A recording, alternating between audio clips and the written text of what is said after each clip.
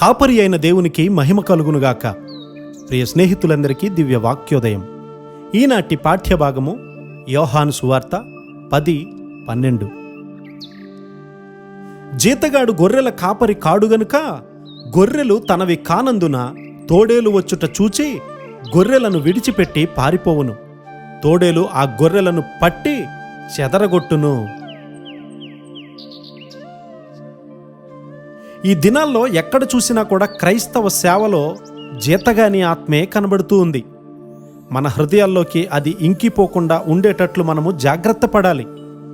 ఏ క్రైస్తవుడైనా కూడా నిజంగా తన ప్రభువును కలిసినట్లయితే, నిజమైన కల్వరి ప్రత్యక్షత కలిగినట్లయితే, తన మిగిలిన జీవితమంతా కూడా క్రీస్తు వారికి అతడెంత రుణపడి ఉన్నాడో భావిస్తూ ఆ జీవితాన్ని అనుభవిస్తాడు. నిజం చెప్పాలంటే ఒక వ్యక్తి ప్రార్థనలో, దేవుని సన్నిధిలో ఎంత ఎక్కువగా ఆయన ముఖాన్ని వెదుకుతూ ఉంటాడో దానిని బట్టే ఆ రుణభారం పెరుగుతూ ఉంటుంది. అలాంటి వ్యక్తికి తక్కువ రకపు త్యాగాలు, శూన్యమైనటువంటి శిష్యత్వం అనేవి హేయంగా ఉంటాయి, ఇష్టము కానివిగా ఉంటాయి. మనంతట మనము సత్యవంతులుగా ఉండాలి. దానిని సరిచేయడం అనేది అంత సులువైన పనేమీ కాదు. ప్రతిసారి కూడా ప్రభువు నన్ను విరగొడుతూ ఉన్నాడు, అదే నాకు కావాలి. ఆయన ఆత్మకు మనలను మనము అప్పగించుకుంటే మన హృదయాలకు ఆయన వాక్యాన్ని అన్వయిస్తారు. ఆయన వాక్యపు వెలుగులో మన హృదయాలను జాగ్రత్తగా పరిశీలించుకుంటూ ఉంటాము.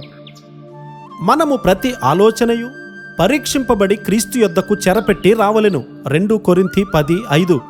ఏదో యాంత్రికంగా ఉండే ఆత్మీయమైనటువంటి అనుభవపు మెట్టుకు ప్రస్తుత మానసిక భక్తి దిగజారిపోయింది.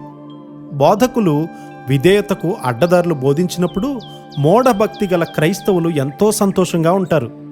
నేను ఈ విషయంలో ఎంతో దుఃఖంతో, భారమైన మనస్సు కలిగి ఉన్నాను. పూర్ణ హృదయంతోనే ఈ విషయాన్ని చెప్తూ ఉన్నాను. మనము పశ్చాత్తాపపడాలి. నిజమైనటువంటి ఉజ్జీవాన్ని కాపాడే బాధ్యతను దేవుడు మనకు అప్పగించాడు కదా. దానిని ఈ దినాల్లో నిర్లక్ష్యం చేస్తూ ఉన్నప్పుడు మనము నిందింపబడాలి. ఆదివారపు ఆరాధనలో వచ్చేటువంటి సంఖ్యను చూసి తృప్తిపడే కొన్ని సంభవాలను చూసినప్పుడు నేనేం చెప్పగలను? మనం అంతకంటే ఎక్కువ ఆశించని దేవుని సేవకులమా? ఆదివారపు సమూహాలు అసలు పరలోకానికి వెళ్తాయా? వారిలో ప్రతి వారిని క్రీస్తు వారి యొద్దకు నడిపించాలనే నమ్మకమైన ఆసక్తి లేనప్పుడు నీవు జీతగాడివే కదా. మనతో ఎల్లప్పుడూ ఉంటానని వాగ్దానం ఇచ్చిన పునరుత్థాన ప్రభువు లోకమంతటికీ మనము సాగాలని ఆజ్ఞాపిస్తూ ఉన్నాడు. వెళ్దాం. క్రీస్తు కొరకు మనందరము కూడా సమర్పించుకొని ఆయన కొరకు వాడబడే పాత్రలుగా ఆయన కృపతో మనందరినీ నింపి దేవుడు నడిపించునుగాక. ఆమెన్.